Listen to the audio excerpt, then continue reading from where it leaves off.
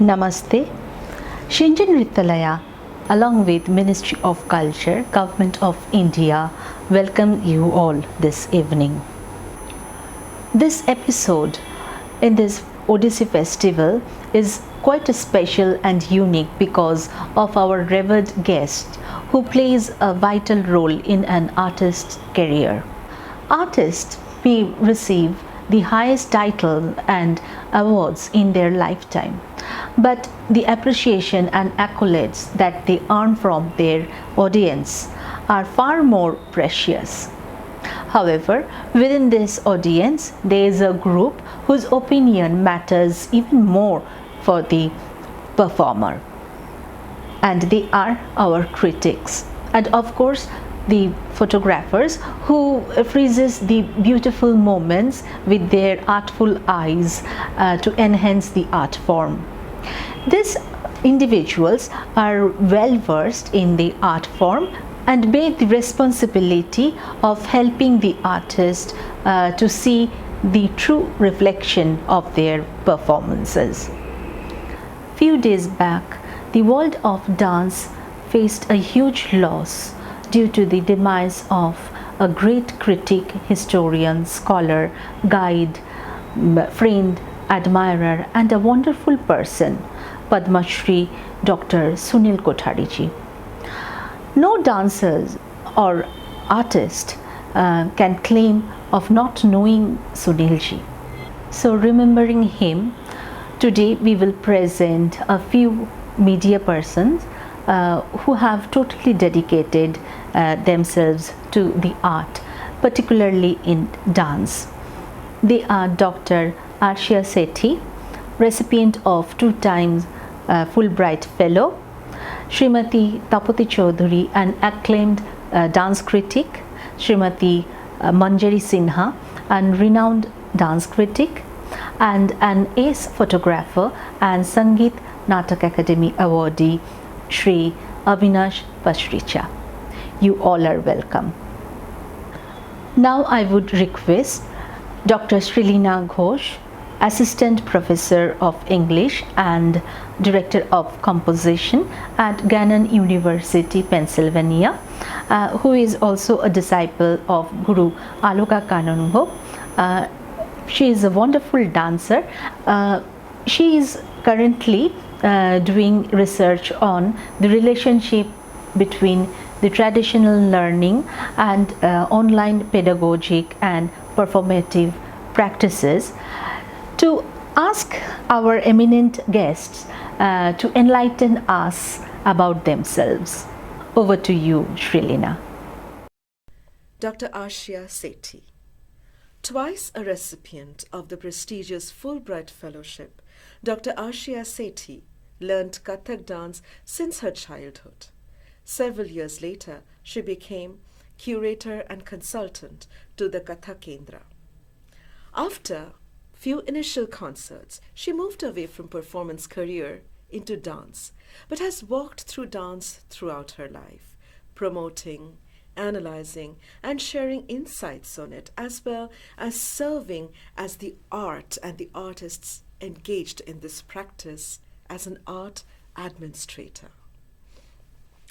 When still in her teens, her radio features on All India Radio on Bharatnatyam were shortlisted for the Asian Broadcasting Union International Award. Later, in her capacity as advisor to Doordarshan's art channel, DD Bharti, she spearheaded the inaugural session of Asian Broadcasting Union's Television Dance Festival. She has presented the national program of dance and music on Doordarshan for over 3 decades now, and became the institutional memory of the early years, when Doordarshan was an important site for foregrounding Indian dance. She was also in the committee for selecting dancers on TV grading and brainstorming on creating Doordarshan archives and making them into profitable vertical with rare recordings made available in the public domain. Democratizing dance and increasing its access to unserved populations has been a big concern for her.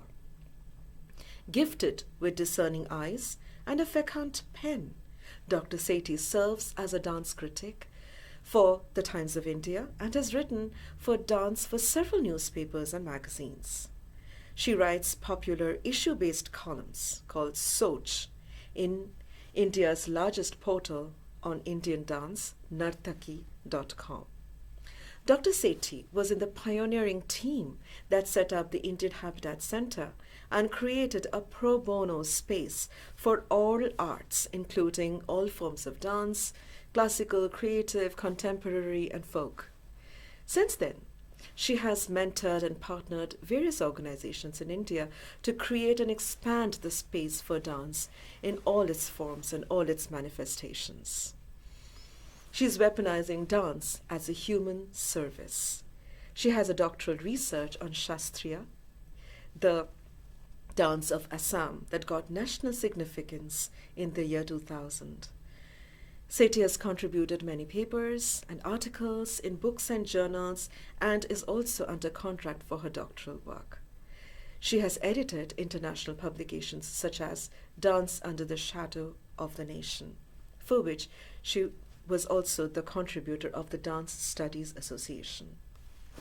A popular speaker, she has presented several papers on dance at leading international conferences, including Dance Studies Association, at the Conference on Research in Dance and the World Dance Alliance. She has spoken at over 25 international universities. Dr. Arshiya Sethi is well known in India, but also enjoys a strong standing overseas, where she has now begun a new research on early pioneers of Indian dance in the United States. Arshiya ji, my first question. You have worn many hats in the field of dance.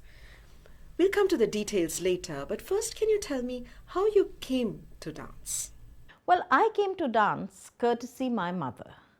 She is Punjabi and was born in Delhi, but at a very young age, at the age of 40 days, she moved to Patna and then lived there, grew up there, studied there. I wonder if she had lived in Delhi, what would her life have been? It definitely would have been so different that maybe I wouldn't have had dance in my life. Patna at that time was like the suburb of Calcutta. There was a lot of Bengali influence, a lot of priority being given to dance and music, which was not so in the Punjab or even in Delhi. So I'm glad that my mother, born in the pre-independence times, grew up in Patna, and she and her sisters all learnt dance. She also learnt Kathak from Dhruv Kumar, who was one of Achan Maharaj's students. My mother had the distinction of representing Patna University in the first and the second inter-university youth festivals, which were held in 1954 and 1955 in New Delhi's Talkatora Gardens. In 1954, when she performed for the first time, the first 7 days of November saw the Inter-University Youth Festival becoming a national stage, the stage of the nation. Unfortunately, this moment in history has been largely ignored, possibly because though of artistic value, it came under the vertical of education. I was fortunate to do the first critical academic work on the Inter-University Youth Festival. While my mother was my first teacher, I actually went on to learn more of dance more formally, and I became a student of the Jaipur Gharana of Kathak, learning from Kanhaiya Lalji Javra. In fact, with his son Hemant, I even danced in one concert, and we would practice a lot together. Later, I went on to do some focused Abhinay training with Maharaj Kishan Kumar, Bauji as we all called him, What a man he was. He taught me such strong foundations of Abhinay, the use of nazar, for instance. And even today, I feel that when I recount a story or a tale, and I say that, and then they came, everybody turns. This is the power of storytelling that he gave me. I'm eternally grateful to him. I also remember very fondly something else. I was pregnant with my first son when I went to him, and he looked at my state and immediately pulled out a chair and insisted that I sit on the chair while he sat on the floor as he trained me. I think gurus could be so large-hearted. Well, I did not take to a performance career in a formal manner, so the pictures that you're seeing now are a little rare. They were taken in Martinique, where I had gone to speak on dance, but because 15th August came about and it was India Day, I was asked to do something, and I performed instinctively and almost like upaj, instantaneously, Chalo Man Yamuna Ganga Tire. You see this in the picture. We have Pandit Vidyadhar Vyas, we have Brij Narayanji, and we have a very young Anish Pradhan as well. But then all of us were very young. You have had a long trajectory of promoting dance on TV through the national program of Dance and Music. Tell us about your journey, your television journey. You'll be surprised to know that my journey on television started from radio. As a young child, I used to play act as if I was a news reader reading. This is All India Radio, the news read by Arshiya Baba. So fascinated was I by the idea of media that as soon as I came to Delhi at the age of 16, I decided to give a shot to radio. At that time, there used to be a youth channel called Yuvvani, and that's where I started my life as a media person, and in a way, my life with dance in media too. I was a young person, still in my teens, when I created a radio feature on Bharatnatyam. This was selected as a youth program for a competition conducted by the Asian Broadcasting Union. My feature did not win the prize, but imagine in this feature I was trying to convert a visual medium only as an oral communication. I got associated with the national program of dance and music when I turned 20. That's when I became a graduate. The year was 1980. So for the first 2 years, because Doordarshan was still black and white, and there are recordings of me in the national program of dance and music in black and white. But later, because of the Asian Games of 1982, Doordarshan turned color, and here is something in color. Sunanda Nair is a graduate and postgraduate in dance from the Nalanda Nrityalaya Mahavidyalaya affiliated to Bombay University. A veritable Mohini, she came to this dance style, Mohiniyattam, after long years spent with Bharatnatyam and Kathakali. A chance to see her guru, Dr. Kanak Rele, perform convinced Sunanda that she was for this style.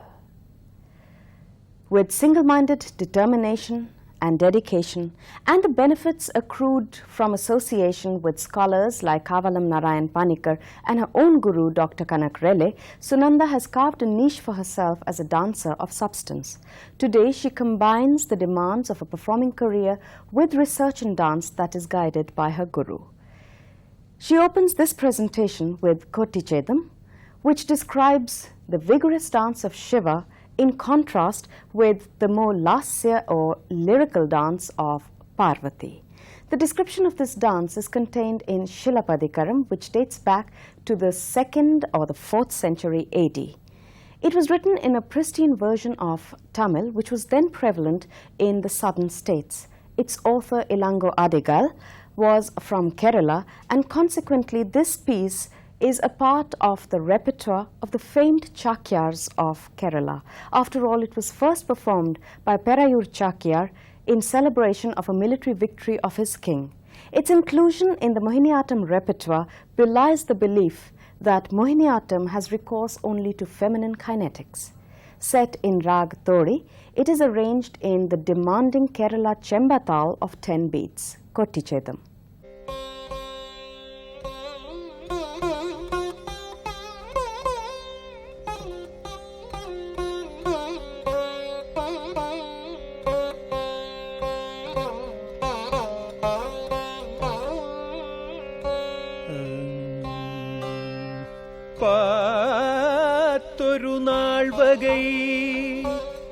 Maraiyur பறையூர்க்கு கூத்தச்சாக்கையன் ஆடலில் மகிழ்ந்தவள்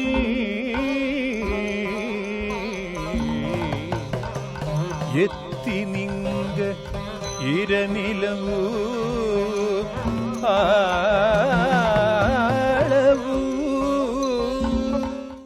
I owe a huge debt of gratitude to Doordarshan's iconic dance and music producer Kamalini Dutt.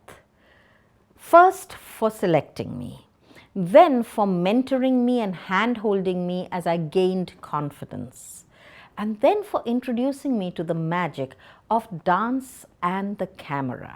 My over 3-decade-long association with the National Program of Dance and Music helped me very much when Doordarshan invited me to be an advisor to DD Bharati, Doordarshan's 24-hour channel dedicated to art and culture.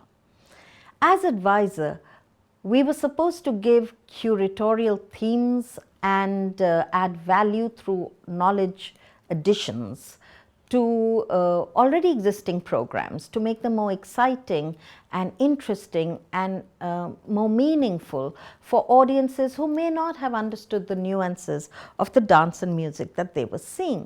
During this association, which lasted from 2014 to 2016, it was a almost 3-year-long association, I trawled the archives of Doordarshan, which are so rich.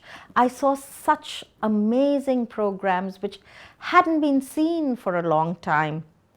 I was able to unearth some gems and definitely do very interesting creations.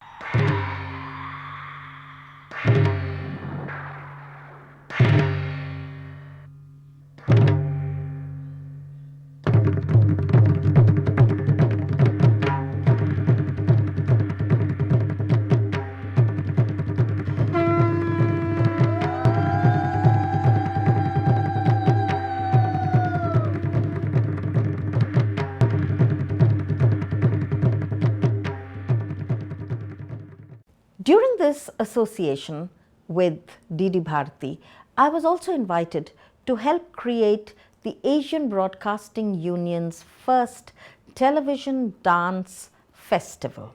Initially, the idea was that it should be a competition, but I was able to prevail upon those who were taking decisions that the era of competition was over and the time for collaborations was upon us, that we should look upon this opportunity to create a showcase of diversity where everybody's offering would be received with respect. I'm happy to say that my idea was accepted and the first Asian Broadcasting Union's television dance showcase happened in January 2017 in Hyderabad. In fact, I had even recommended that ABU should look at creating a dance archive of this region, which would serve as a repository of dances which are now such fragile products, and also serve as a center where future scholars could come and do reference work. One of the high points of my association with Doordarshan on this ABU project was the fact that one of the teams that performed in Hyderabad in 2017 was from Afghanistan. Would you believe it? There was a time not so long ago that Afghanistan would not see dance. It was illegal to dance in Afghanistan. And now on stage were these dancers dancing with such zest and zeal and joyously. It brought tears to my eyes. From a media person, Let us focus now on your role as an institution builder. We know about Indian Habitat Center. What else? And how was in Habitat a game changer in your life as an artist in the field of art and dance? My life on television made me a public personality, and consequently I was invited to set up, or rather help set up, the India Habitat Center. Many of you know me as part of the project team of India Habitat Center that began programming in 1997, but I actually joined the team in 1994. So I got about 3 years of planning in advance. By using my social equity, by using nuanced arguments, persuasive ideas, I was able to ensure that we created a pro bono performance space for artists. Dance was a very important part of our programming at Habitat. It was not just classical dance, but all forms of dance: creative, contemporary, classical, and folk. I have always encouraged collaborations, so there were many aspects of dance which happened with other arts. So it was a very fecund environment for dance. Many dancers participated enthusiastically. There were always discussions, discourses, visits by dancers, and Habitat became an artistic hub, always buzzing with energy and enthusiasm. The greatest performers, greatest minds in dance, all would converge there. This allowed me to watch dance from a very close quarter, to discuss on a one-to-one basis with artists, understand the real problems of the constituency of dance, and address them. Earlier, from 1987 to 1991, 5 years, I had been dance critic for the Times of India. I had met a lot of dancers, seen a lot of dance, but I had not been able to come so close to the dancers. Why, you may ask? Because there is the ethics of the profession. The maryada of critic and dancer did not allow me to hobnob too much with them. So I knew many dancers, but I did not come that close to them. Ethics matter a lot to me.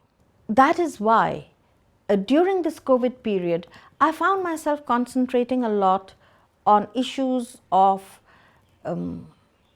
lack of compliance and ethics, on issues of legality, on the correctness of things. During COVID times, I did a 5-part series on arts and the law. Sexual harassment was a very important aspect of the work I did. I wrote extensively about that, and because from September onwards, the Me Too virus in a way started moving northwards from Bhopal to Delhi, I thought that this was an urgent need now that had been articulated, and I'm happy to say that in collaboration with other partners, collaborators, we were able to do multi-city initiatives, albeit all online, to address the issue of sexual harassment in the arts. I was very active during the COVID period online with artistic issues. There were conferences and seminars, but I seem to be going ahead of myself. And before I start talking about the work that I did with Dance on the Camera and dance films, I must tell you that there's a longer history to it. In 2002, with Ileana Chituristi and her Art Vision Foundation, Cree Foundation started a dance festival. Thereafter, I worked very hard on many aspects of making people, artists, audiences aware of Dance on the Camera, and created the festival called Dance Lens, which is India's only continuing dance film festival. During the year of COVID, when we were restricted to online presentations, dance films was the way we were able to move forward. Cree Foundation's Dance Lens has been associated now with some of the most prestigious dance film festivals. I was on the jury of this year's Chicago International Dance Film Festival called In Motion. I did a special curation of Indian films for them, and they did a special curation of their juried selected films under Dance Lens in January this year. What about Fullbright? You got it twice, and were both of them for dance? Yes, it's true that I've got 2 Fulbrights, and that's not so common. So I really feel privileged and blessed. But both the Fulbrights were not formally only about dance, although my life seems to be going towards dance always. You know, sometimes I say that I would rather dance than walk. And dance I do in every situation that it's possible in. I have danced with my children, I've danced in fun and frolicky places. I always think that one of the finest way of expressing joy is through dance.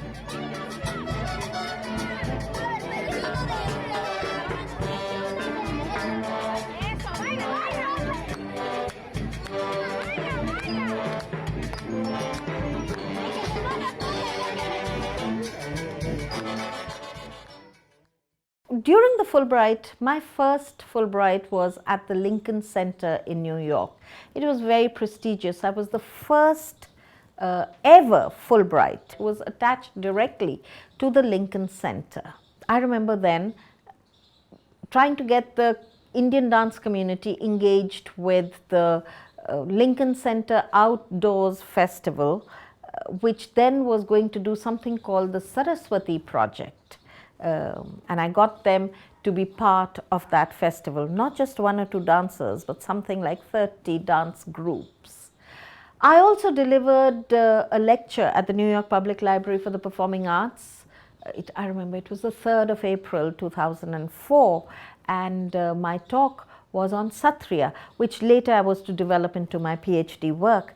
And I remember that it inspired so much a young Indian Assamese journalist who was there in America, that she came back to Assam to rediscover her roots and learn from the monks of Manjari. It makes me happy to see how far little efforts by me have gone. I mean, it's like the ripple effect. It just goes so far and slips out of the screen.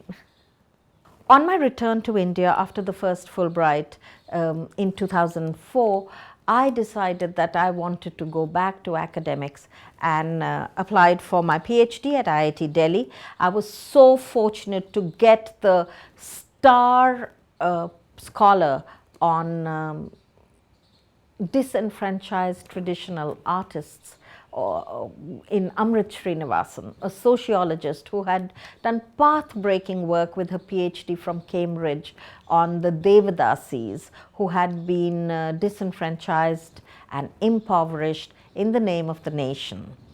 It was a very satisfying and joyous experience, mostly because it was done at a mature age and I could take bold and independent positions fearlessly. And I think I did the PhD at the perfect time in my life. Since finishing my PhD, I have not rested on my laurels. I've contributed to journals and books internationally. I have also given the largest contribution to UGC's ePathshala project, which offers a postgraduate program for dance. In 2019, for the Dance Studies Association, the Worldwide Association of Dance Scholars, Dancers and Practitioners, I co-edited with Tani Sebro an edition of its annual publication called Conversations Across the Field of Dance. The title for our particular work was Dance Under the Shadow of the Nation. As you know, I come from a background of political science and international relations, so I tend to see things from the political lens very fast. In 2016, I became one of the handful of people in the world who got a second Fulbright. This was my postdoctoral Fulbright, and I was attached to the University of Minnesota. I lived in Minneapolis, which, believe you me, was the coldest place I have ever lived in. It was so cold that if you stood a pair of wet jeans next to you, within seconds they would freeze and stand independently. Academically, it turned out to be a very stimulating year. I met some of the greatest scholars of America. I listened to amazing lectures. I got a whole set of ideas to work on. My attachment at the University of Minnesota was with Professor Ananya Chatterjee of the College of Liberal Arts, the Department of Dance. And I call this my year of conversations with Ananya. And they turned out to sharpen my mind so much that I was able to grow immensely as a scholar.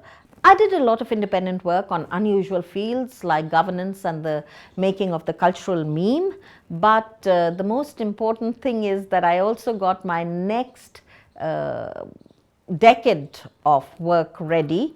The archive, unfortunately, is in the United States, and I am now waiting for the first opportunity to get there and complete my work. My work is on pioneers of Indian dance in the United States of America. Didi, my last question. Tell us about the NGO that you set up, the Cree Foundation. Thank you for asking me this question about Cree Foundation. I'm really proud about the work. We complete 17 years this year. And I set it up in 2003 with nationally award-winning dancer Rama Vaidyanathan, a very close friend of mine. Cree Foundation actually works in three verticals. It works in the arts, for which we are best known. It works in social development, and it also works in knowledge creation. I feel now that all these three aspects are, braiding together. One of the more interesting things that Cree Foundation has been pushing is the idea of artivism, using arts as a weapon. For social justice, for arts and activism, artivism. This term was given to us by Lalit Mansingh, and he gave it to us in the context of some work that we had done on the triple talaq issue, the rights of Indian Muslim women under Muslim personal law. I'm very proud of this title. I use it extensively. Arts and activism, artivism, the work that I have done with Rama Vaidyanathan on birds. It is an attempt to bring together the two constituencies of my passion for dance and my passion for the birds. This is a traditional Bharatnatyam margam, entirely inspired by the metaphor of the birds, their beauty, and the environmental challenges that they face.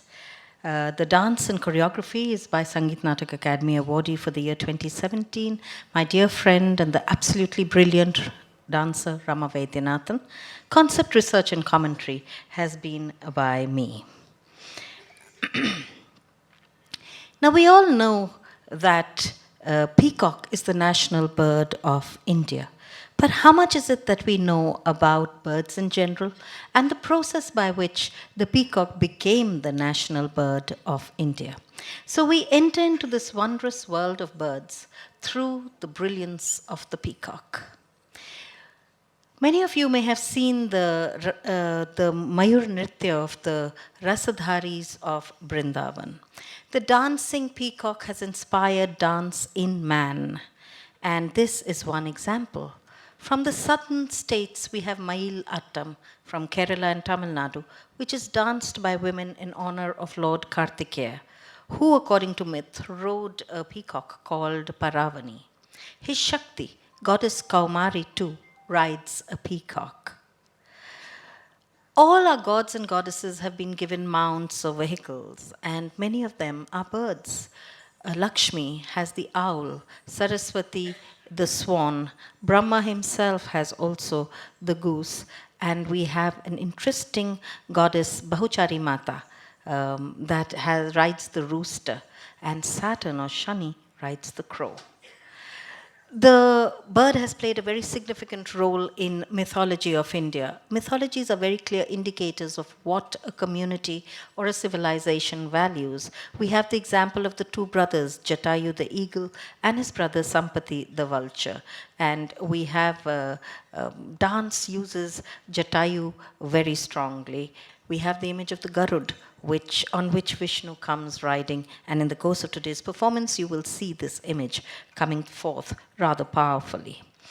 But India is not the only country that has valued its birds. In fact, some of the birds of India have also found references in other Southeast Asian countries, an indication and an indicator of how Indian culture 1,000 years ago, when we had stronger trade links with these countries, was carried across. Let us celebrate the peacock, the splendid bird, through dance.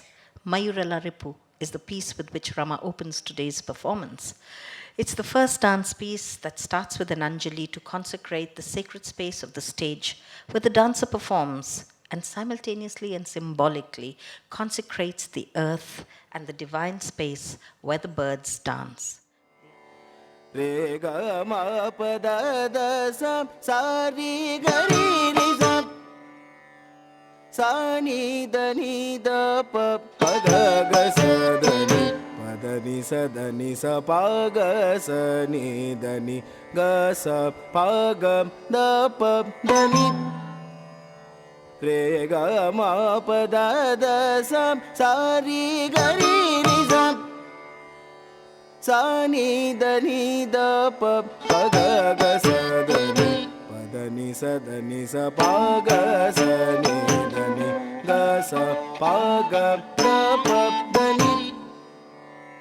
Re ga ma pa da da sa sa ri ga ri ri sa sa ni da pa pa ga ga sa da ni sa pa ga sa ni ga sa pa ga da pa da ni. Re ga ma pa da da sa sa ri ga ri ri sa sa ni da pa pa ga ga sa da ni sa pa ga sa ni ga sa pa ga da pa da ni.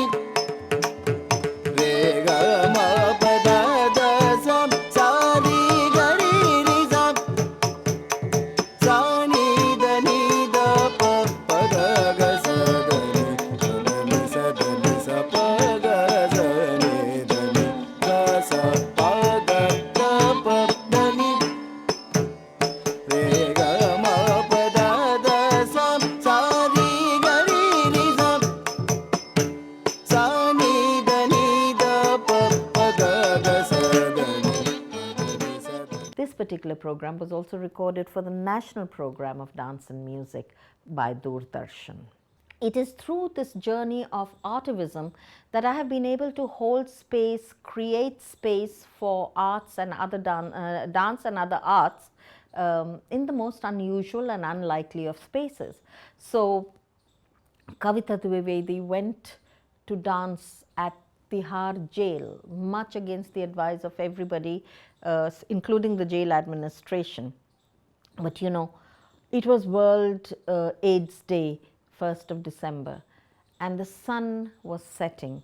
She was looking towards the sun. 3,000 faces looked up towards her.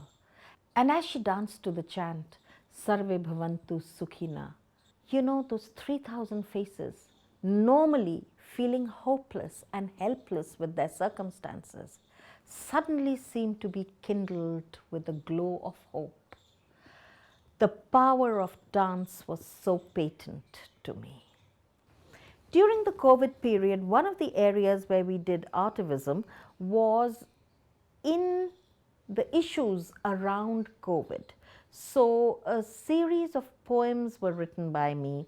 This whole series of COVID creations, danced poems of double authorship is how I call them, because while I wrote the poem, it was brought to life by the dancers who danced them. They were all about migrant labor, about the way doctors and health personnel were being treated. It was the realization that livelihoods had been impacted very severely, and the further realization that probably amongst the most generous people at the time of COVID although their own livelihoods had taken such a severe hit, were the artists who filled our soul with these wonderful artistic creations. Poetry written in the time of Corona. This one is for Anvesa and the Pragjyoti International Dance Festival dancers. A collaboration with Cree Foundation. Which fork we take. Life is a journey on a twisted road. Which we walk, carrying both hope and load. Which fork we take decides what is in store. Which is the road that is traveled more? Where it bifurcates, no one will know.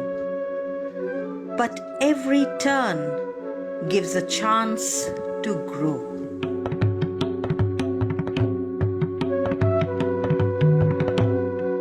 When caught unaware, we have a choice of freezing, fleeing, or fighting, finding a voice.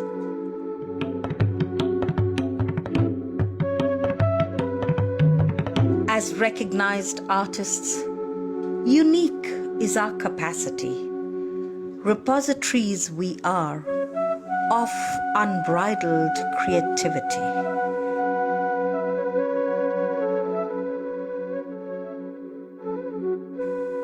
The decision we make is of the possibility.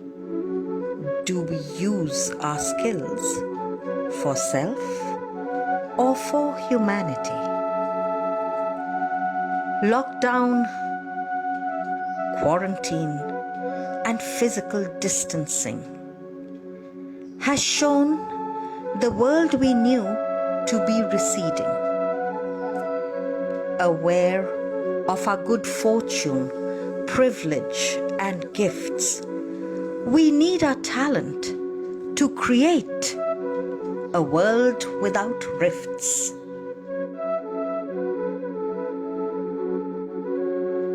The arts alone can build a bridge, calm the mind, ease the hurt, light a lamp, make hope surge. So we must do it ourselves. And to you we urge to do for another daily, unfailingly, something kind. Something kind. Something kind.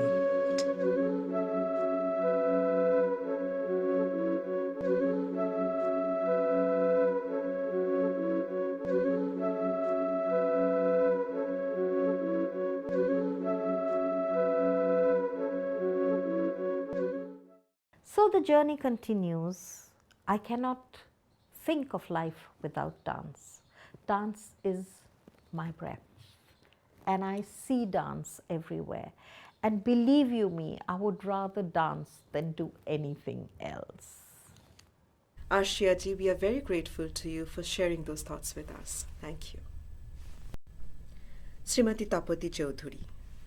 Tapati Chowdhurie is a trained classical dancer, dance critic, and a regular contributing for major publications such as The Telegraph, The Statesman, and several web portals. Presently, she is working on a book titled Borsha Mongol by Kabiguru Rabindranath Thakur and working on a research paper on Manipuri dance.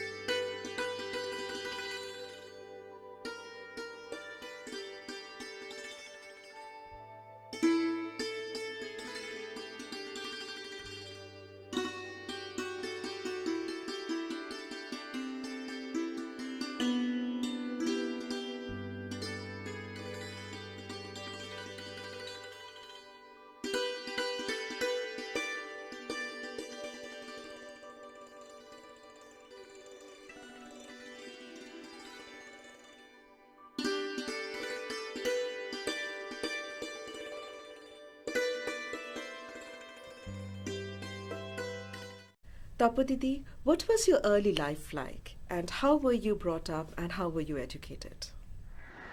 I was born in Calcutta but was brought up in Madras because that is where my father worked.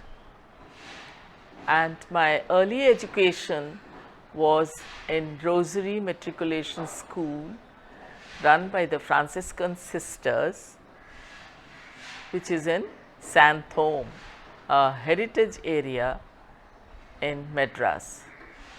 And all of us know that Madras is now known as Chennai. What is your dance background and what form of dance did you learn? Who was your guru? Were you a performer? My dance life was a very happy life. In Madras, I learnt dance under Guru Gopinath in Natana Niketan, situated in Gopalpur.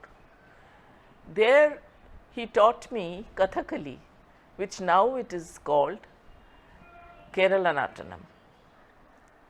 When I joined Natana Niketan, our first classes were with Thangamani Gopinath, who taught us her way of Mohiniyattam, as she happened to be the first student of Kerala Kalamandalam in Mohiniyattam style. I was there in Natana Niketan for almost 14 years, after which I shifted to Calcutta.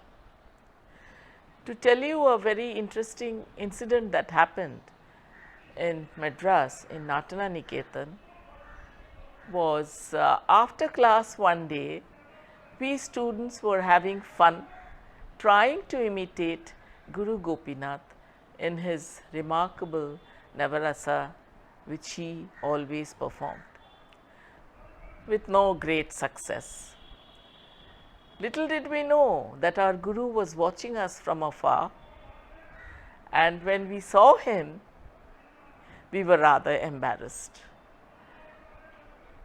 After shifting to Calcutta, my dance interests took me to Nritya Bharati run by Guru Pandit Prahlad Das. There I learned Bharatanatyam under him.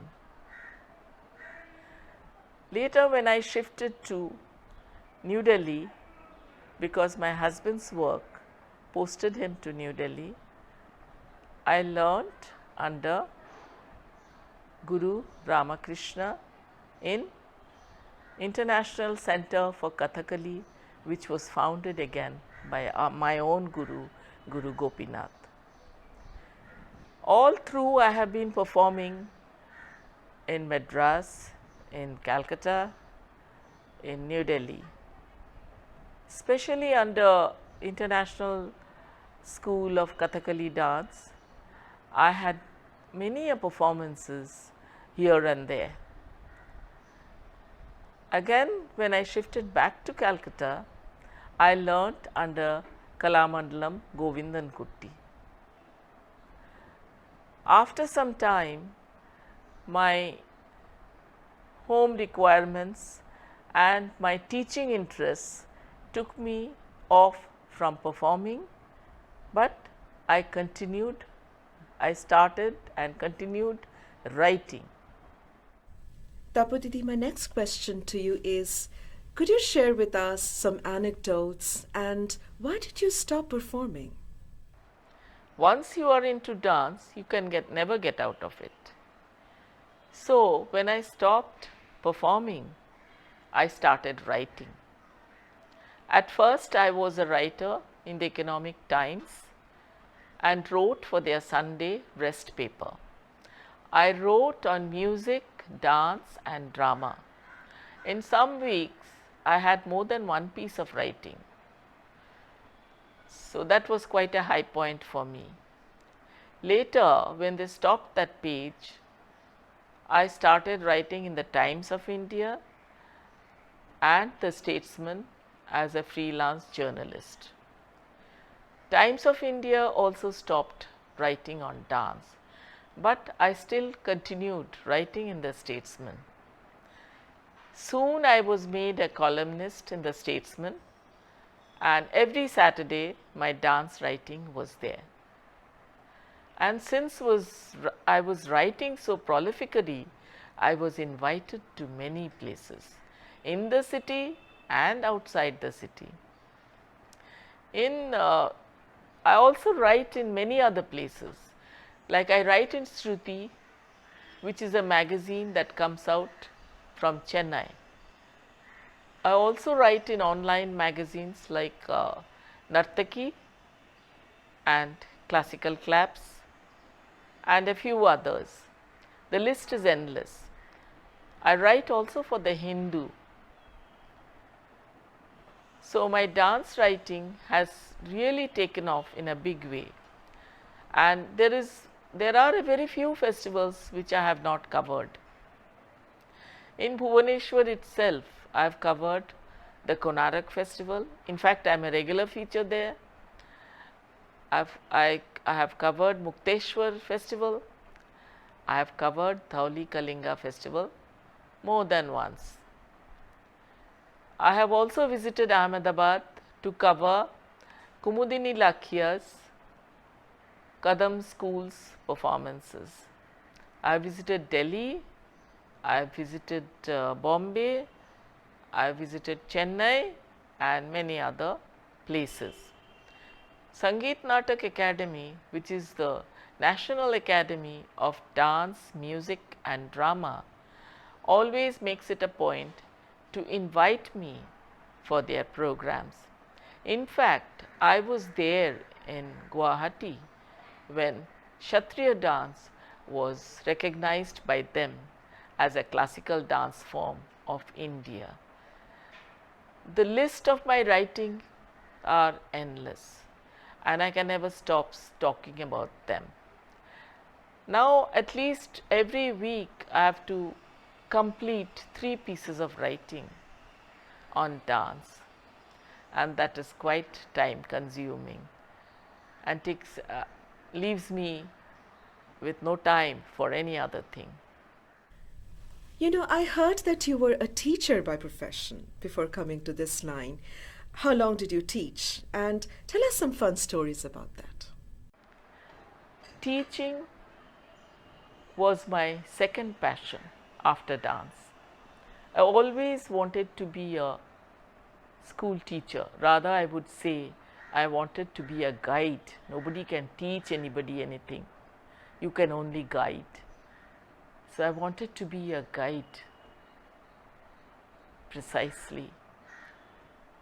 As soon as I had finished my graduation and my father rang me up in New Delhi to give me the good news of my results, the very next day I started searching for a job, and I landed up in Springdale School in New Delhi, where I was appointed as a primary school teacher.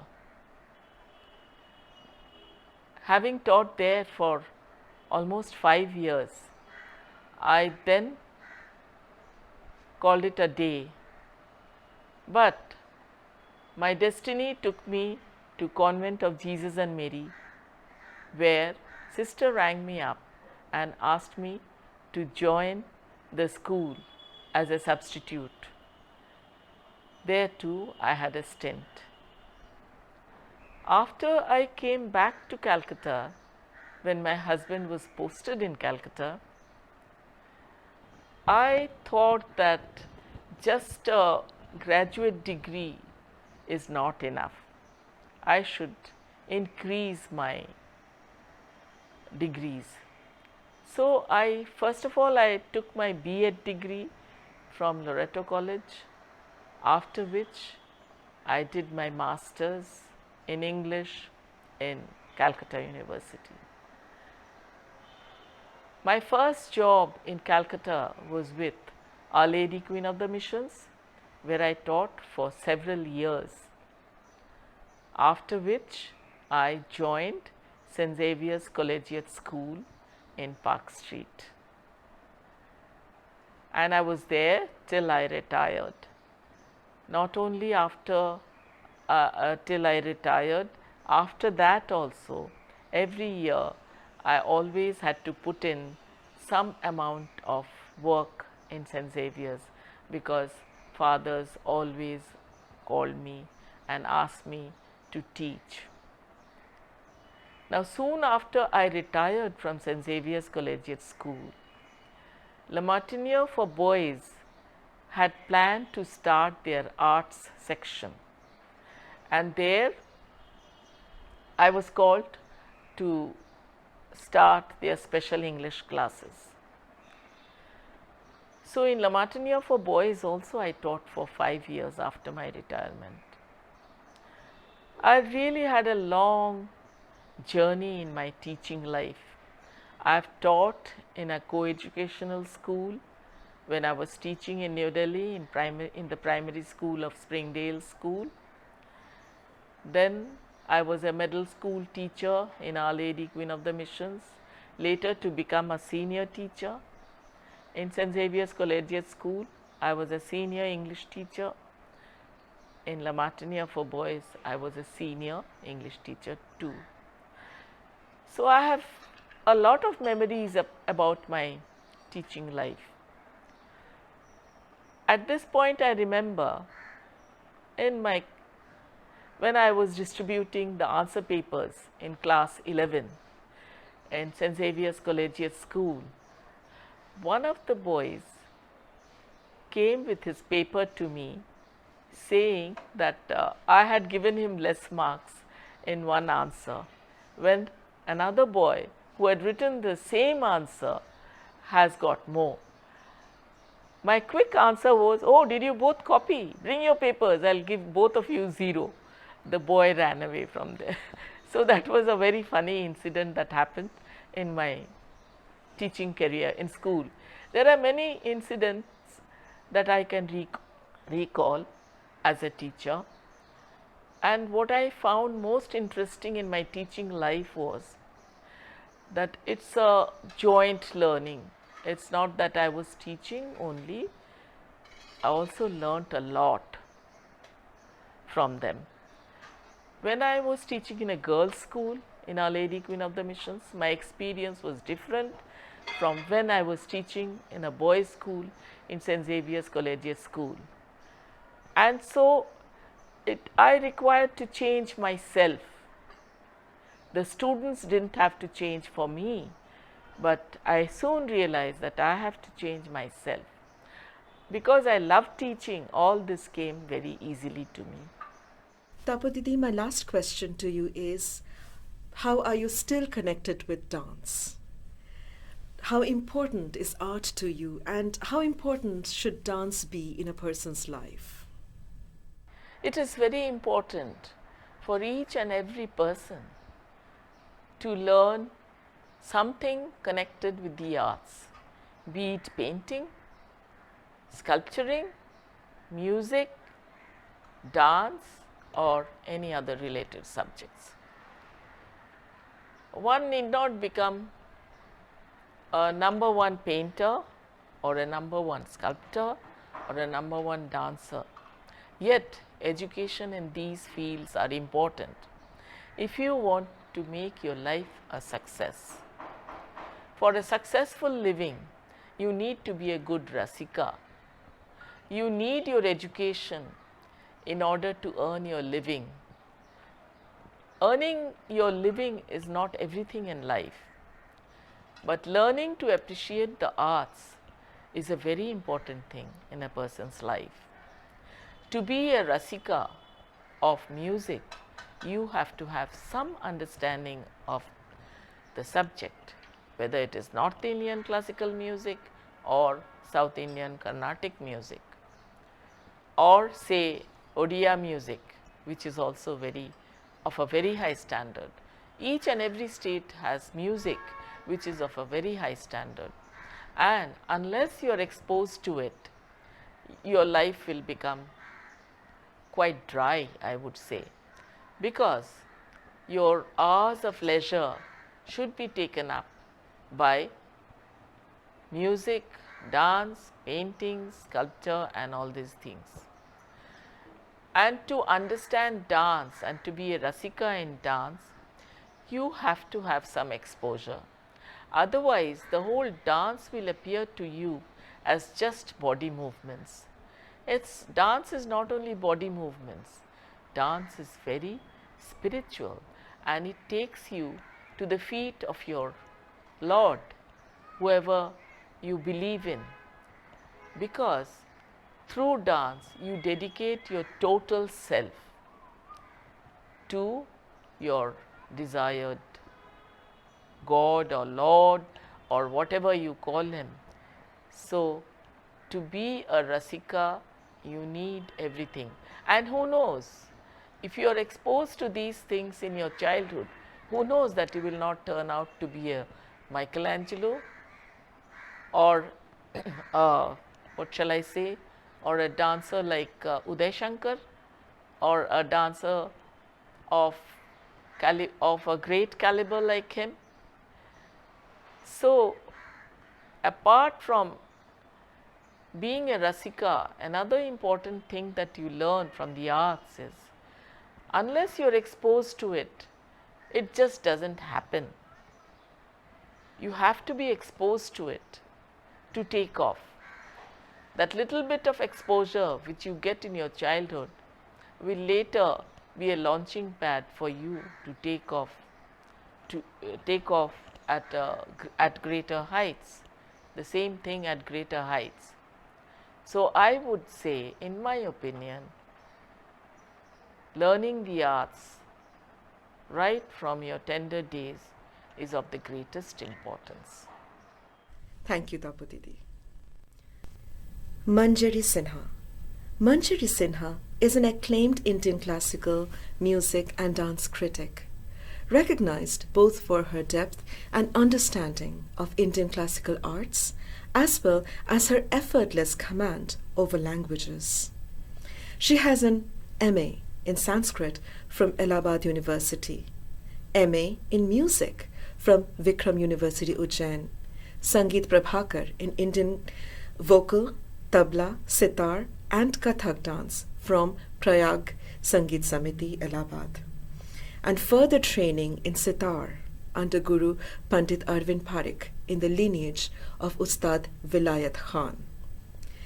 She has authored a book in Ustad Bare Ghulam Ali Khan, commissioned and published by the Roli Books.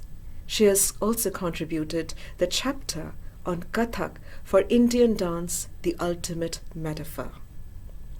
Her articles in English and Hindi on music, dance, art, and culture are regularly showcased in a variety of leading journals and periodicals. Her regular columns in music and dance are published in the Hindu and the Statesman, respectively. Manjari ji, my first question to you is, what has been your family background that initiated you into the field of art and culture? नमस्कार, मैं आपको और अपने सभी सुनने वालों को अभिनंदन करती हूँ।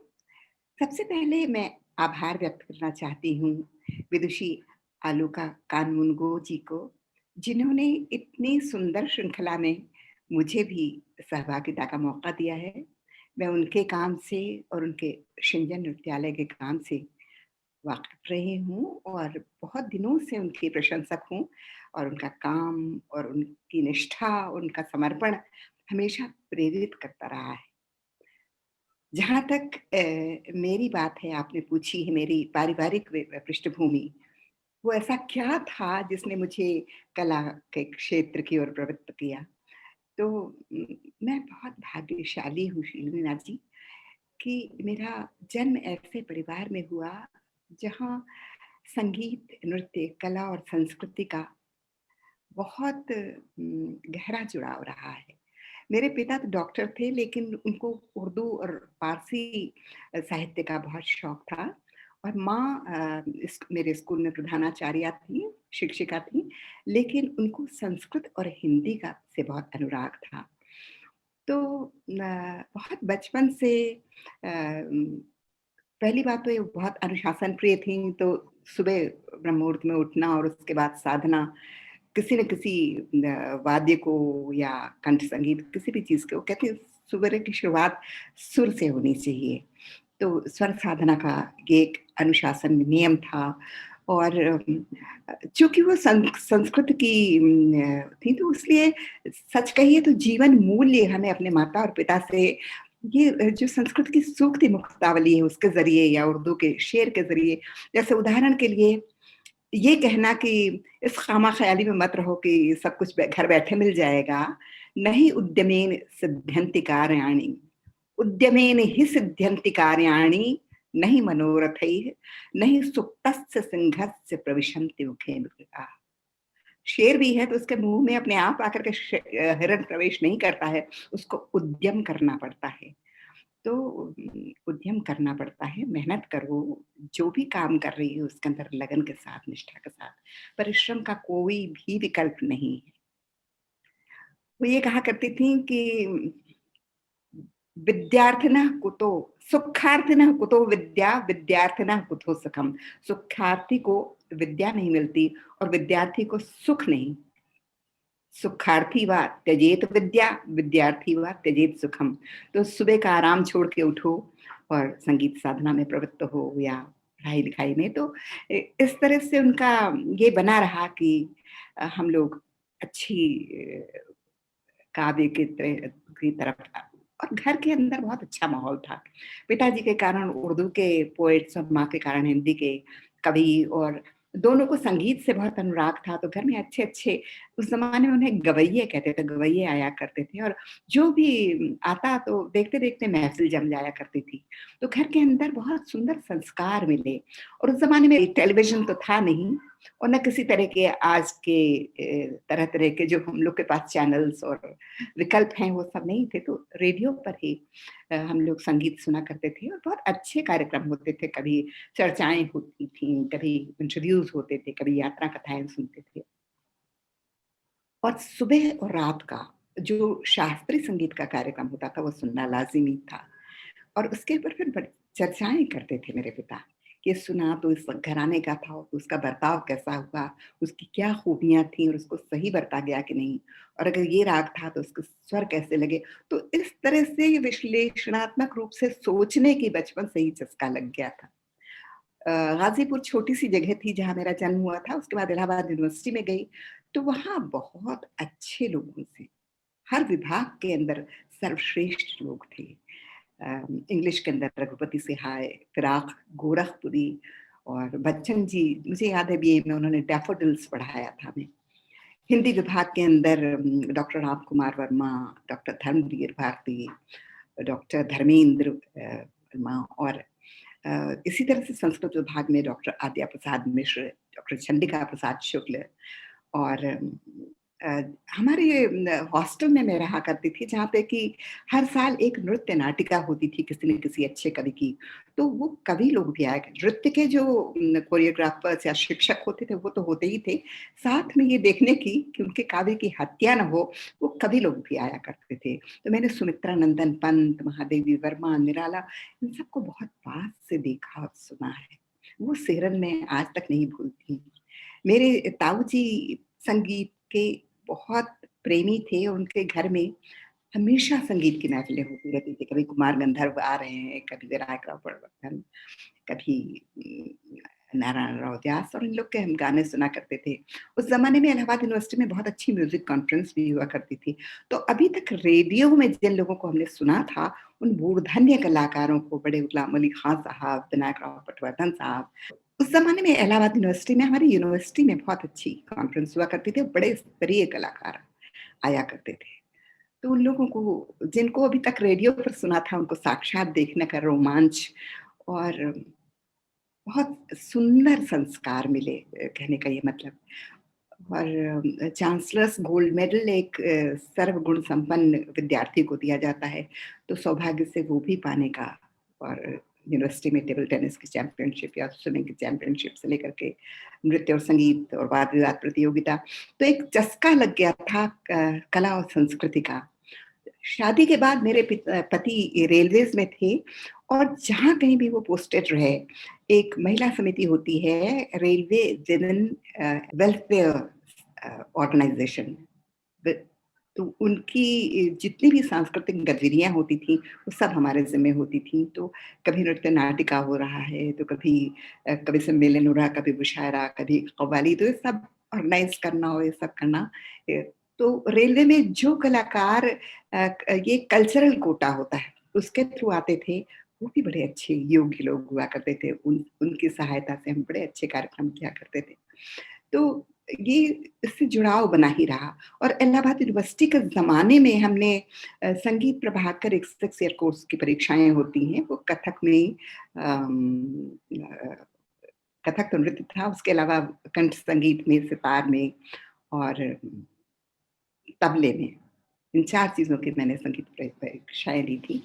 पर सच पूछिए तो अ, संगीत की असली समझ मुझे इसके बाद जब बम्बई में मेरे पतिदेव की पोस्टिंग हुई, तो वहाँ पंडित अरविंद पारेख, जो कि उस्ताद विलायत खां के सीनियर मोस्ट शिष्य हैं और संगीत जगत में उनकी बहुत प्रतिष्ठा है।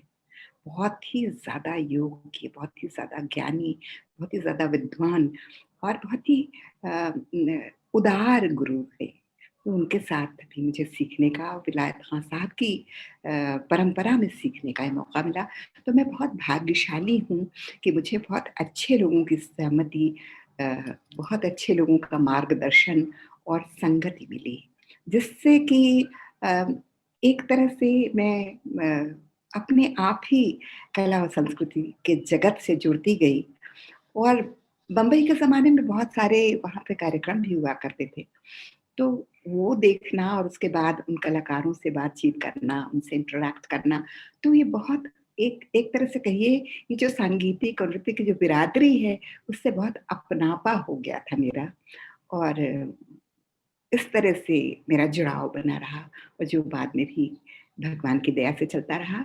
तो मैं बहुत आभारी हूँ अपने माता-पिता की, अपने गुरुओं की, जिन्होंने कला और संस्कृति को सराहने की और उसको अ, समझ सकने की थोड़ी बहुत अ, जद्दोजहद के बाद मुझे इस बात का ज्ञान दिया, इस बात का की ओर प्रवृत्त किया, इस रास्ता दिखाया।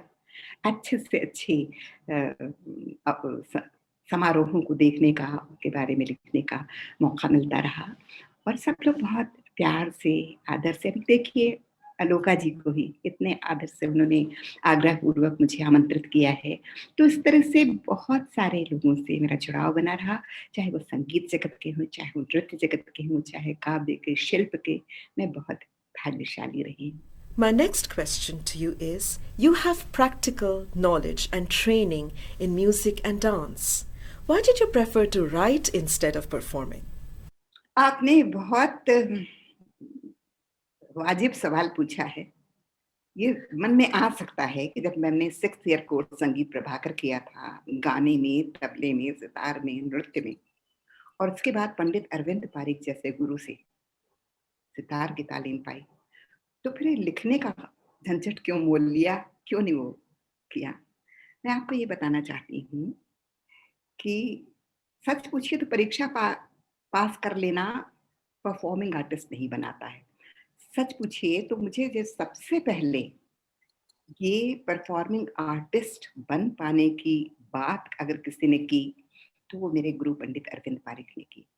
उन्होंने कहा, तुम में एक काबिलियत है, तुम में वो समर्पण है और तुम्हें उस तरह की तालीम मिल रही है कि तुम ये कर सकती हो। और आज इस समय स्त्रियों के क्षेत्र में आकाश बिल्कुल खाली है, कोई सितार वादिका है नहीं। तो तुम चाहो उस दृष्टि से मेहनत करो और इसमें आ जाओ। ये मेरे लिए बहुत बड़ा प्रलोभन था, उनका वरद हस्त मेरे सिर पे था।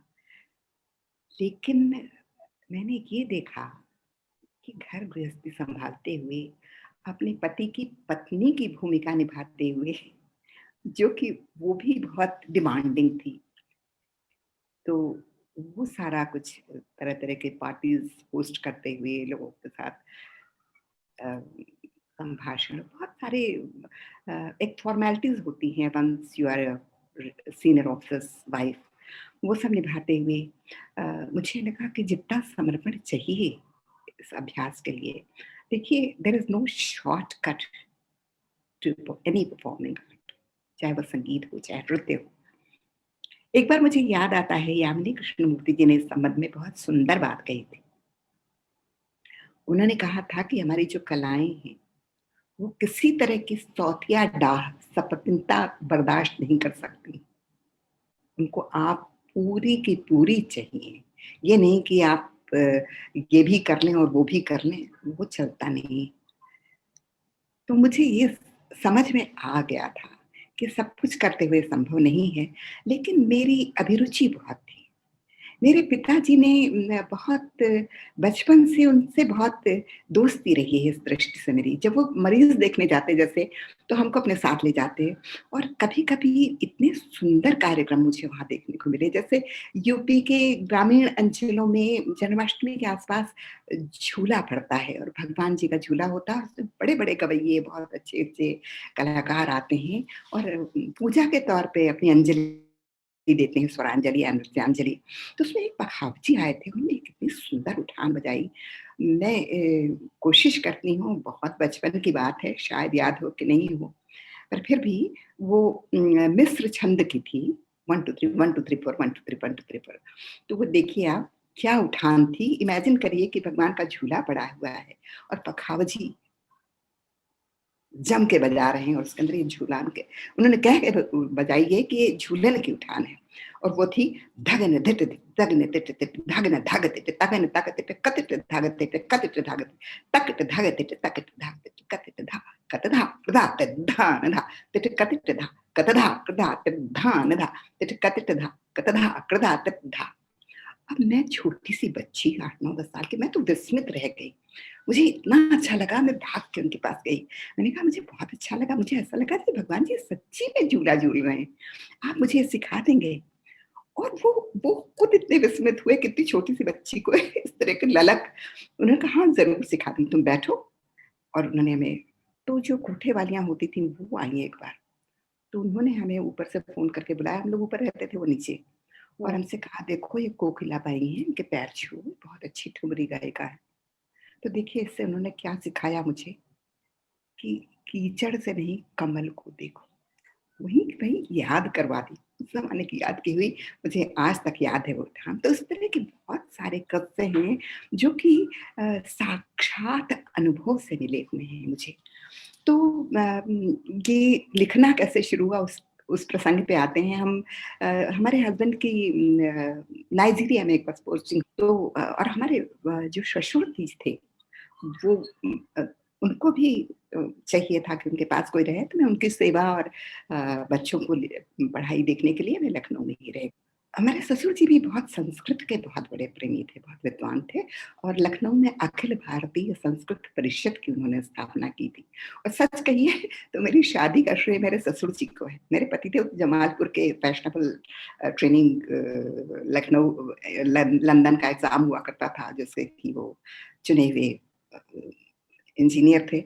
तो हमारे जब वो मिला मुझे चांसलर्स गोल्ड मेडल और ये बताया कि संस्कृत की छात्रा को इस वर्ष का सारी की सारी फैकल्टीज में लड़कियों को मिला के ये गोल्ड मेडल मिला है और तस्वीर निकली थी जवाहरलाल नेहरू के हाथों को देते हुए। तो हमारे ससुर जी ने उस तस्वीर को देख करके हमारे पिता को चिट्ठी लिखी कि वैसे तो मैं लड़के और लड़कियों के पिता में कोई फर्क नहीं समझता, पर अगर कोई बड़ा हो सकता है तो वो लड़की का पिता, क्योंकि वो दान देता है। मैं आपसे आपकी कन्या के हाथ मांगता हूँ अपने सुपुत्र के लिए। ये तो उन्होंने लिखा और हम लोग बड़े निहाल। पर जब हम लखनऊ में रह रहे थे तो हमारे हस्बैंड ने कहा कि तुम इतना बोर होती है, रेलवे क्लब चली जाया करो। हमने कहा नहीं, वहाँ जाके हम क्या करेंगे। स्वर विहार एक बहुत अच्छी संस्था थी जिसमें कि एक सीता शरण सिंह जी थे, वो हर संडे को उनकी वो हुआ करती थी संगीत सभाएं। तो बोले कि तुम वहाँ चली जाया करो, संगीत सुनो। तो मुझे ये आइडिया अच्छा लगा। हमसे कहा कि तुम इतना तारीफ करती हो सीता शरण सिंह जी की, वो बेचारे साइकिल चला के रविंद्रालय जाते हैं, तुम उनको ले जाओ और तुम्हें एक साथी मिल जाएगा। रविंद्रालय में कार्यक्रम इतने सुंदर होते हैं और उनको एक लिफ्ट मिल जाएगी। तो उनको हम जब पहले दिन लेके गए तो वहाँ तानसेन त्यागराज समारोह चल रहा था और मेरी टिप्पणियों को सुन करके कहा, जैसे तबला वाले ठोके जा रहा है, हमने कहा बेकार के लिए ठोक रहा है, इसको उतारने की जरूरत है, तबला चढ़ा हुआ है। या कोई सारंगी, उन्होंने कहा कि बड़ी बेसुरी है, तो हमने कहा नहीं बेसुरी नहीं, इसके अंदर तरफ का गांधार उतरा हुआ है, अभी देखिए जब वो मिला लेगा तो सही हो जाएगी, और वही हुआ। तो उन्होंने बाद में कहा, मंजरी जी आपकी इतनी सुबुद्ध टिप्पणियां थी, आप लिखती क्यों नहीं है? That was the first time जब मुझे पता चला कि इसके बारे में लिखा भी जाता है। तो उन्होंने कहा कि आप ऐसा करिए कि आपने जो कुछ हमसे डिस्कस किया है, आप इसको लिख के रखिए, मैं सुबह आऊंगा। तो सवेरे आए और कहा कि कार निकालिए। तो हमने कहा कि अरे क्या आज हम लोग कार पे वॉक करेंगे? हम उनके साथ सुबह का मॉर्निंग वॉक किया करते थे। तो उन्होंने कहा नहीं, मैंने आपकी समीक्षाएं पढ़ी हैं और हम आपको एक जगह ले चलना चाहते हैं। He took me to the chief editor of Amrit Prabhat. ये अमृत बाजार पत्रिका के ग्रुप का एक अखबार था जो कि निकला करता था, और उनसे कहा कि मंजरी सिन्हा, इन्होंने संस्कृत में और म्यूजिक में एमए किया है और ये इनकी क्वालिफिकेशन है, and this is what she thinks about the Tansen Tyag Samaroh program yesterday. Now you tell me what do you think about her. और उन्होंने खड़े खड़े हमको अपना संगीत और नृत्य समीक्षक नियुक्त कर लिया। This is how I started writing. तो ये बड़ी ड्रामेटिक कहानी है, पर वो उससे चस्का ये लगा कि बड़े, अभी तक तो अपराध बोध के साथ जाया करते थे कि भाई हम ससुर को छोड़ के, बच्चों को छोड़ के जा रहे हैं प्रोग्राम देखने।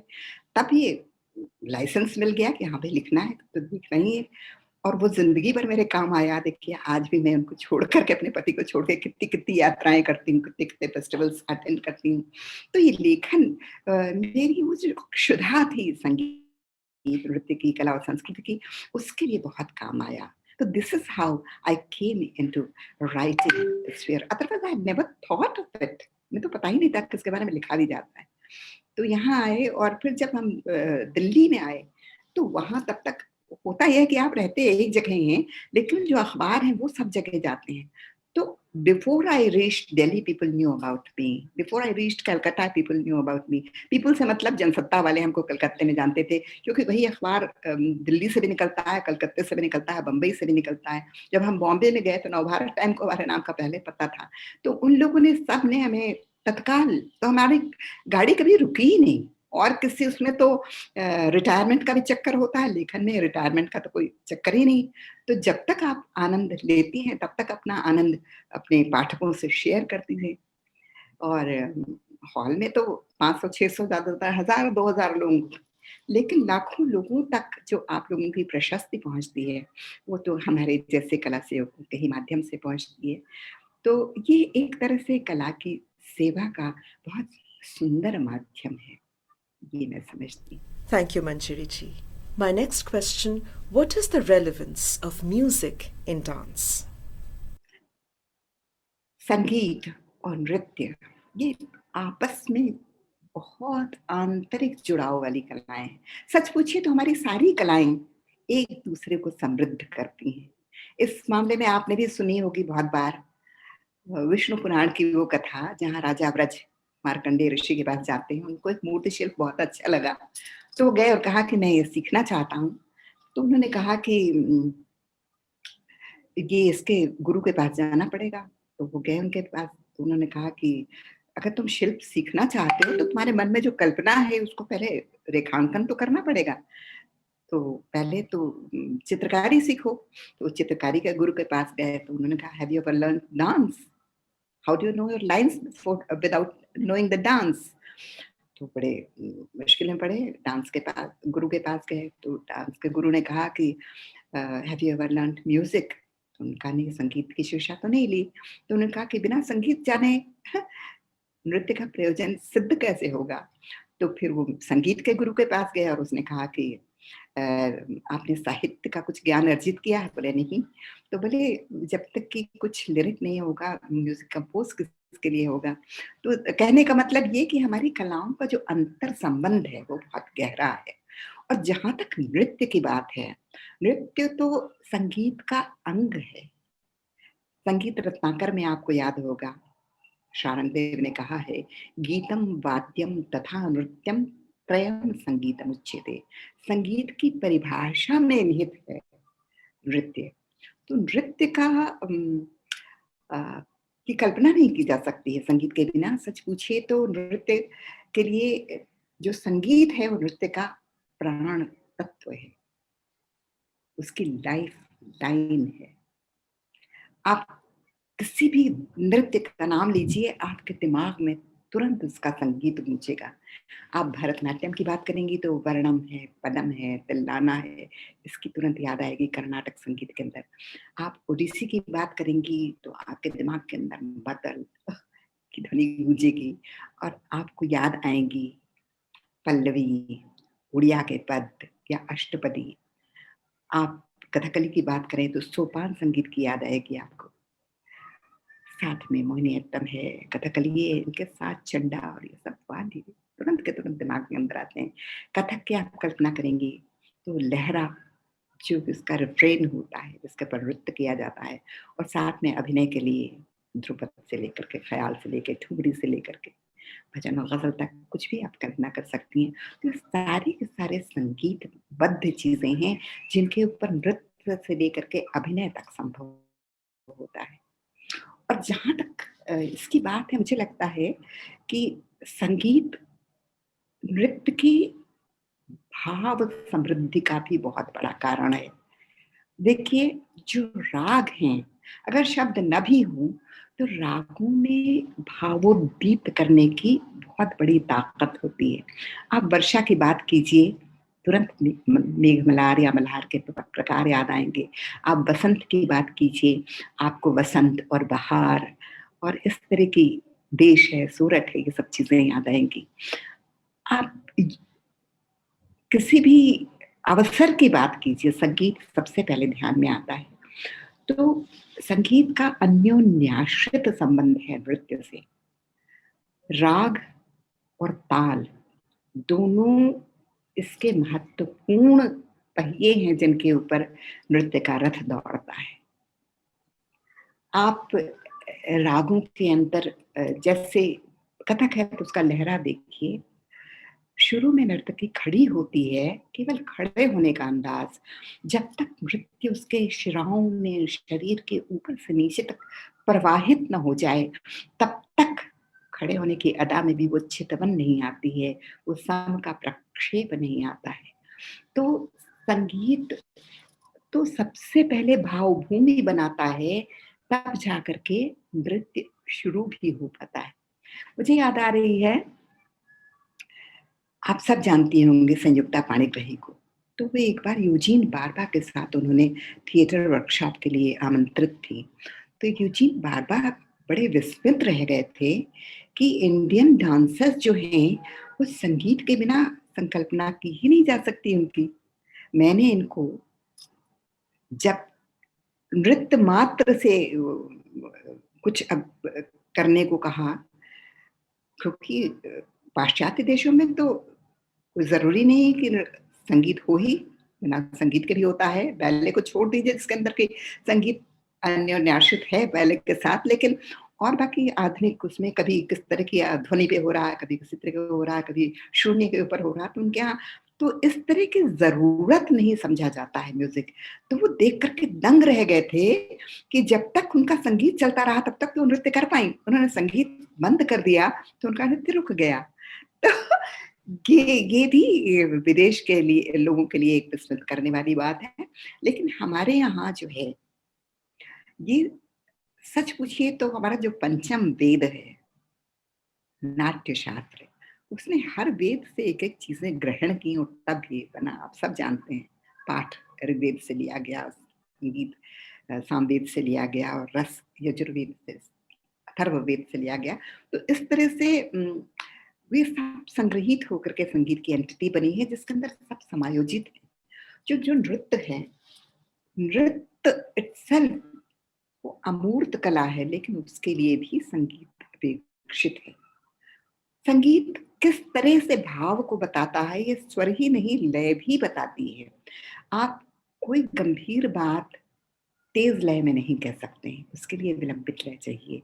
आप कोई चंचल बात विलंबित लय में नहीं कह सकते, उसके लिए उसके अनुकूल मध्य या द्रुत लय चाहिए। उसके अलावा आप ये सोचिए कि एक ही मात्रा के अलग अलग ताल हैं, लेकिन उनका छंद विधान ऐसा होता है कि वो उनकी चाल अलग होती है। 14 मात्रा का आड़ा चौताल भी है और धमार भी है, लेकिन धमार का धीर गंभीर स्वभाव है और आड़ा चौताल का तीव्रता है। तो उनकी बोलने की पद्धति आप सब जानते हैं, आप संगीत जगत के लोग हैं, तो जो तार की अलग अलग मात्राओं के छंदों का जो विधान है, हमारे यहाँ जातियां हैं, आप सब जानते हैं, तिस्र चतुस्र मिश्र खंड संकीर्ण। उसी तरह से यति है, जो जो लय चल रही है उसकी चाल बताती है कि वो स्रोतोवहा है या डमरू जैसी है या गोपुच्छ की शेप में कम अधिक मात्राओं से कम होती जा रही है या कम मात्राओं से अधिक होती जा रही है या पिपीलिका की तरह से चलती हुई चली जा रही है। ये सब यतियां हैं। तो कितनी बारीकी से हमारे यहाँ संगीत मुझको लगता है कि नृत्य को ध्यान में रख करके ही ये सब यतियां बनाई गई होंगी। नृत्य एक चाक्षुष काव्य है, उसमें प्राण संचार करता है संगीत।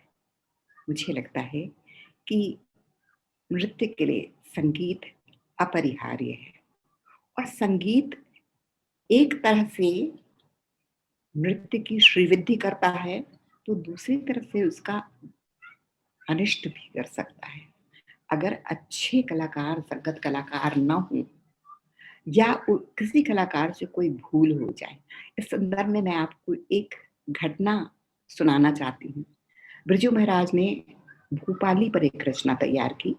उस राग का व्यक्तित्व, जैसे आप लोग पल्लवी में करते हैं, राग साक्षात खड़ा कर देते हैं, तो उस तरह से उन्होंने कथक में सोचा था।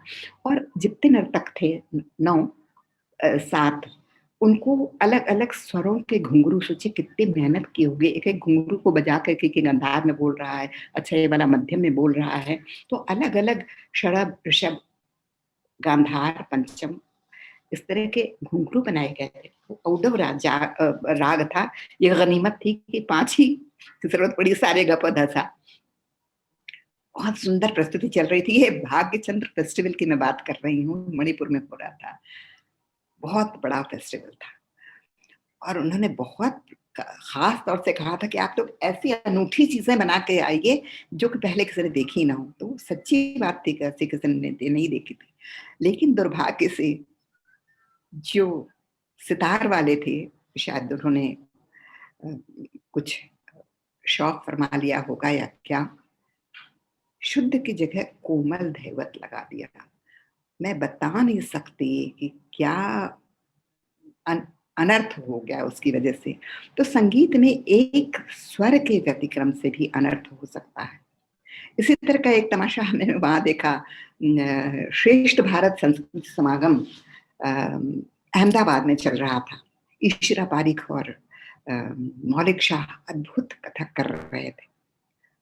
जो गाने वाले थे वो इतने अपने गाने में मशगूल हो गए कि कब आके सब निकल गया उनको पता ही नहीं चला। तो ऐसे ऐसे भी ब्लंडर्स हो जाते हैं। तो संगीत के कलाकारों को बहुत ध्यान रखना पड़ता है। Thank you. How do you see the future of Indian classical dance as performing art and as a profession? सुंदर लेकिन बहुत विचारणीय प्रश्न है। मुझे लगता है कि भारतीय शास्त्रीय नृत्य इतना विविध और इतना प्रामाणिक है कि वो आजकल विश्वजनीन लोकप्रियता पा चुका है। तो ये देखते हुए तो उसका भविष्य बहुत उज्जवल दिख रहा है। और जो नए उभरते हुए कलाकार हैं वो बहुत सुबुद्ध हैं। पुराने ज़माने में तो जो गुरु लोग थे वो कागज़ और पेंसिल भी हाथ में नहीं लेने देते थे। लेकिन आज बहुत तरह की सुविधाएं हैं, आप रिकॉर्ड कर सकते हैं, आप तरह तरह के चैनल्स हैं, तरह तरह की सुविधाएं हैं जिनके ऊपर आप अपने लेसन ले सकते हैं। स्काइप देखिए जैसे है, या आजकल कोविड के ज़माने में तो सब ऑनलाइन चल रहा है सारा का सारा व्यापार। तो कोई इंतहा नहीं है कि जितना ये लोकप्रिय हो सकता है। लेकिन पहली और आखिरी शर्त वही है कि इसको संजीदगी से लिया जाए।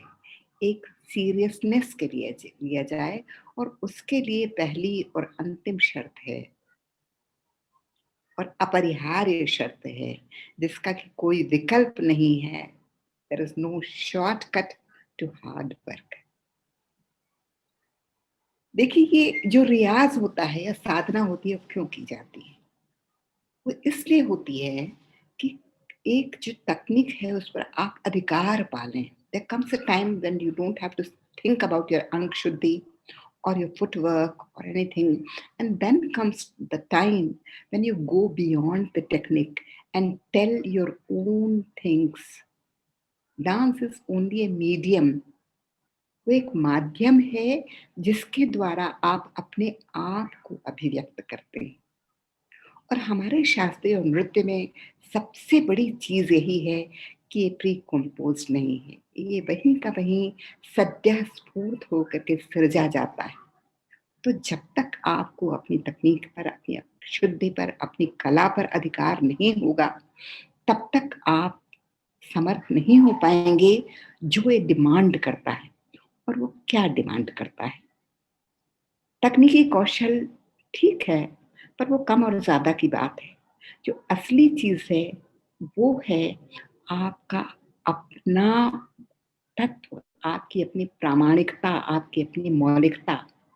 हमारे यहाँ हम लोग 9th सिम्फनी सुनने नहीं जाते हैं, हम किशोरी जी को सुनने जाते हैं, दशराज जी को सुनने जाते हैं। हम कोई पहले से तैयार किया हुआ स्वान लेख नहीं देखने जाते हैं, हम जाते हैं अलोका जी को देखने जाते हैं, संयुक्ता जी को देखने जाते हैं, बिरजू महाराज को देखने जाते हैं, गुरु पेरुचरण महापात्र को देखने जाते हैं, यानी व्यक्ति विशेष को देखने जाते हैं। तो सारी तैयारी है, सारी तकनीक है, वो तो ठीक है। सवाल यह है कि अपनी कला में आप खुद कहाँ?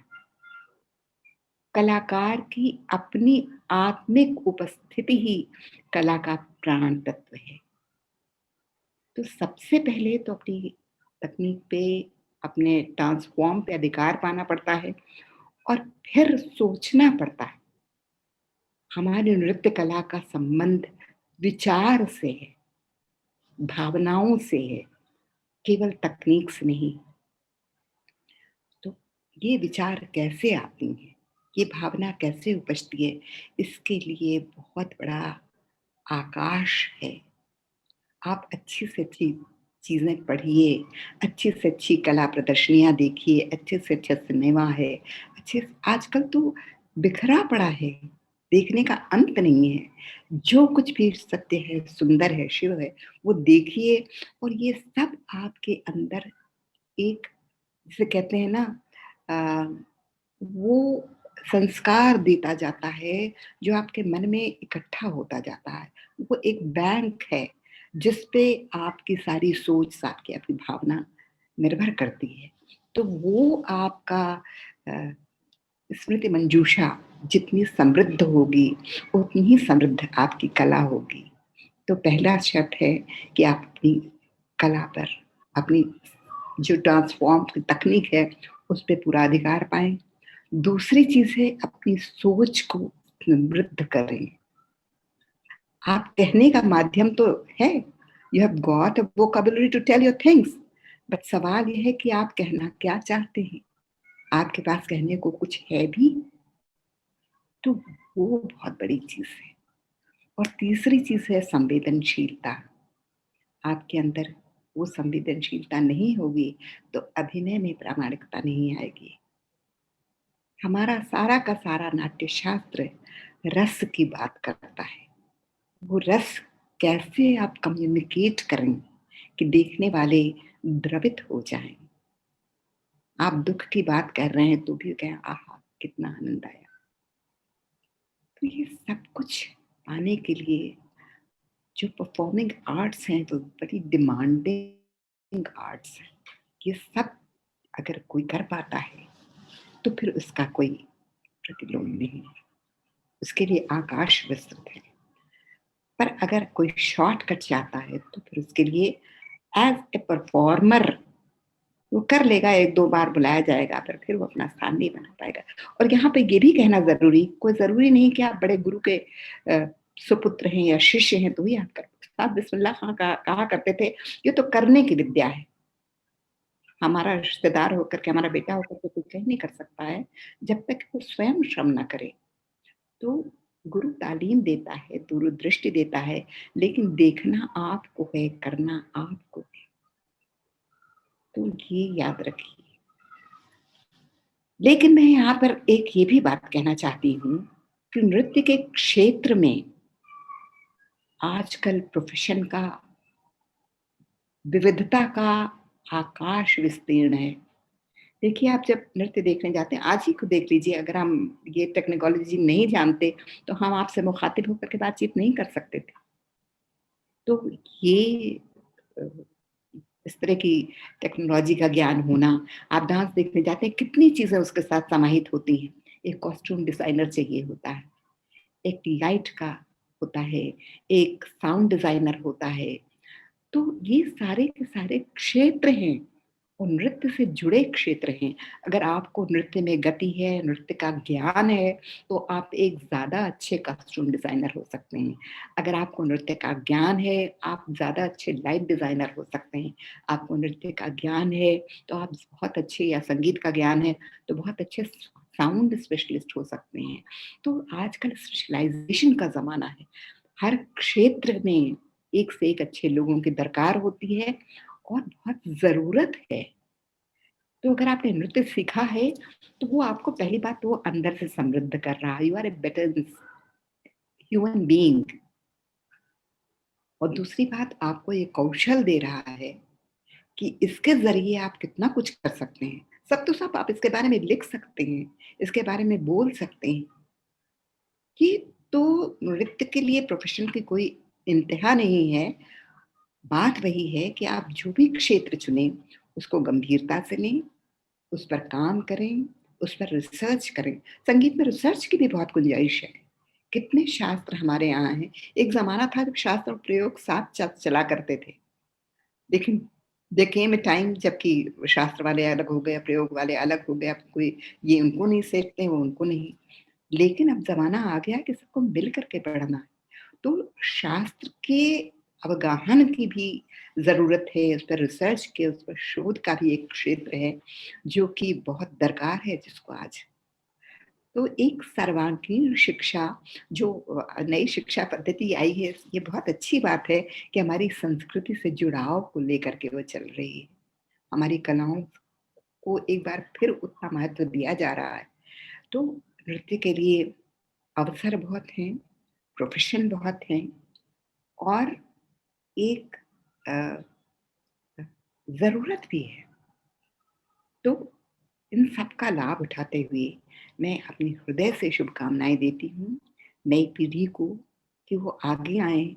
वो सौभाग्यशाली हैं कि उनको एक मार्गदर्शक गुरु अभी हैं, जो कि उनको रास्ता दिखा सकते हैं। उनके पास ये बुद्धि कौशल है कि वो टेक्नोलॉजी का इस्तेमाल कर सकते हैं। उनके में ये उत्साह है कि वो सब कुछ जानना, सीखना और समझना चाहते हैं। तो ये तो बहुत भाग्य की बात है और मैं इस दृष्टि से बहुत आशावादी हूँ। मैं एक नृत्य जगत के लिए एक सुंदर भविष्य की कल्पना करती हूँ, आशा करती हूँ और विश्वास करती हूँ।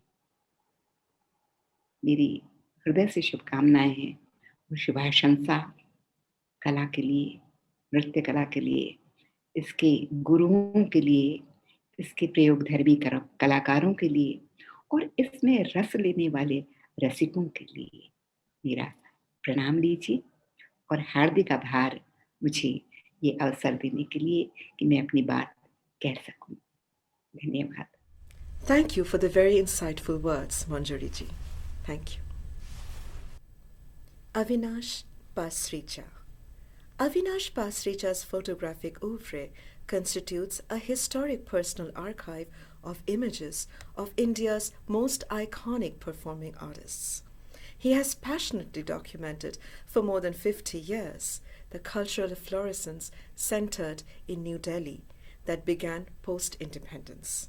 He stumbled upon what was to become his lifelong muse when he was taken to the Vishnu Digambara Jayanti, a 4-day music festival at Sapru House in New Delhi. The year was 1966, And those were the early days of Kodak Tri-X fast films that made it possible for the first time to shoot by available light. This new technology opened the door to what was to become Pasricha's enduring guest, the mood picture. Unposed, unguarded, unplanned. The moment of truth. For him, watching a performance through his camera is like meditation. Mind does not wander. Pasricha's photograph of M.S. Subbulakshmi caught in an inward ecstasy was to become one of the most defining photographs of his career. His archives include rare images of celebrated artists in their early years. Legends such as Siddheshwari Devi, Bhimsen Joshi, Kishori Amonkar, Pandit Vinayakar Padwardhan, Guru Kelicharan Mahapatra, and Raja and Radha Reddy were captured in candid, unguarded moments during live performances and private performances. The years have not dimmed his great affection for the performing arts and for the capital city's community of dancers and musicians. Each evening, Pasricha and his wife Santosh are to be seen and in the front row at some cultural performance. She to listen and watch, and he to listen and photograph. We celebrate the work and the legacy of Avinash Pasricha.